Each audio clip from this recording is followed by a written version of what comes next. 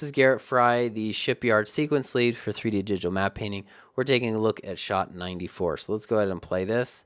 We're going to pan over to the right here and then settle on this kind of distant shipyard here. So the issues that we have with this, of course, is that we are this is a street over here. So this is the end. We're at the edge of the shipping yard, but we need to make the feeling that we are in the middle of the shipyard. So in order to do that, we'll still be on the edge because this is where they store all the machinery, right?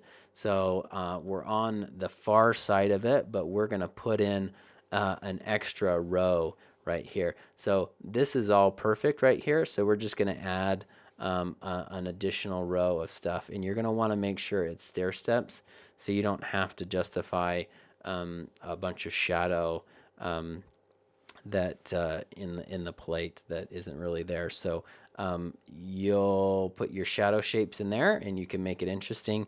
You can put little lines back and forth, and then do something a little bit more to this area right here. So this is great, but maybe we put some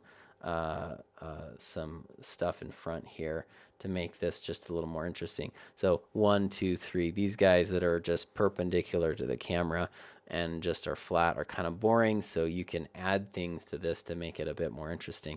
And so having this kind of be like, this kind of like going back and forth, this switchback of shipping containers is really interesting. So we're playing like this shot is on the far side.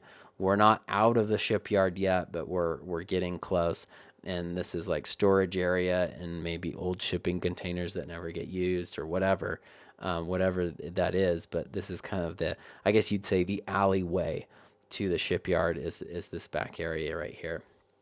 And so build up that wall and make your shadow shapes and do some interesting things with this shot, because this is going to be a really cool one. Before you jump into these shots, it's a good idea to familiarize yourself with the resources you have available to you.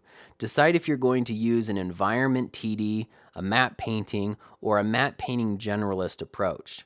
There are 3 sets of shipping container photos and a bunch of images for texturing. Also, make sure you take advantage of the high-resolution shipping container assets with 3 different level of detail models.